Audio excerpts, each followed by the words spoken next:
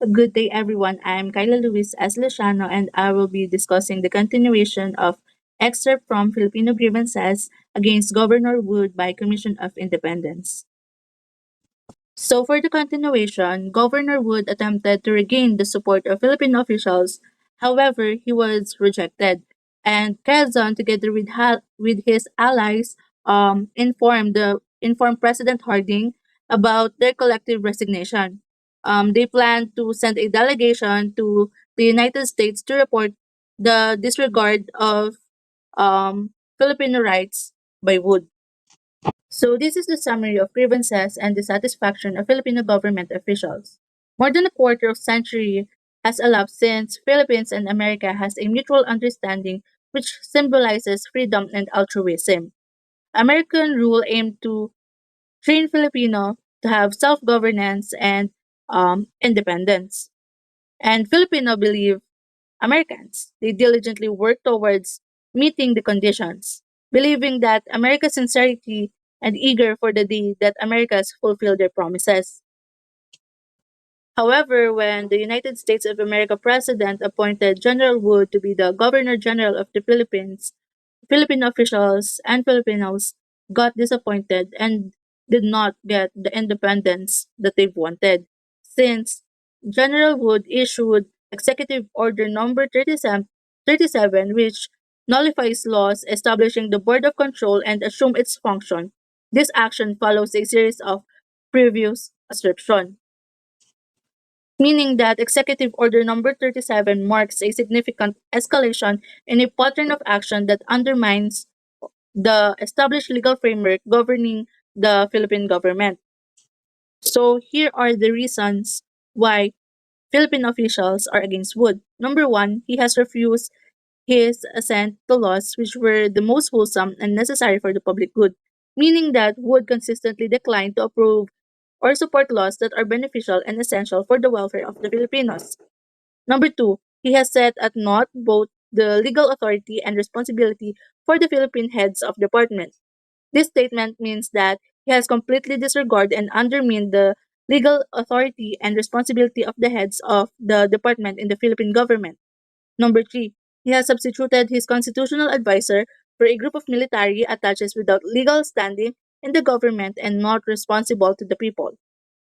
Number four, he has reversed the policy of Filipinizing the service of the government by appointing Americans even when Filipinos of proven capacity were available. And number five, he has obstructed the carrying out of national economic policies duly adopted by the legislature merely because they are in conflict with his personal view, meaning that would um, hindered the implementation of officially approved national economic policy simply that um, it did not align with his personal belief, which implies misuse of power or authority. Number six, he has rendered merely perfunctory by the power of legislature to pass the annual appropriation law by reviving items in the law of the preceding years after vetoing the corresponding items of the current appropriation act in flagrant violation of the organic law, meaning that by reviving past appropriation while vetoing current budget items, the executive has severely undermined the power of legislature, violating the organic law and compromising fiscal responsibility. Number seven, he has made appointments to position and authorized the payment of salaries, therefore, after having vetoed the appropriation for such salaries. Number eight, he has used certain public funds to grant additional compensation to public officials in clear violation of law, meaning that would misuse the public funds. The allocation of public funds for additional compensation to officials without legal authority. Number nine, he has arrogated unto himself the right of exercising the powers granted by the law to the emergency board after abolishing the said board on the ground that its powers involve an unlawful delegation of legislative authority. Number 10, he has unduly interfered with the administration justice, meaning that the actions of Wood are unduly and interferes with with the judiciary and raise alarms for the independence of the Filipinos. 11. He has refused to obtain the advice of the Senate in making appointments where such advice is required by the Organic Act. 12. He has refused to submit to the Senate appointment for vacancies occurring during the recess of legislature in contravention of the Organic Act.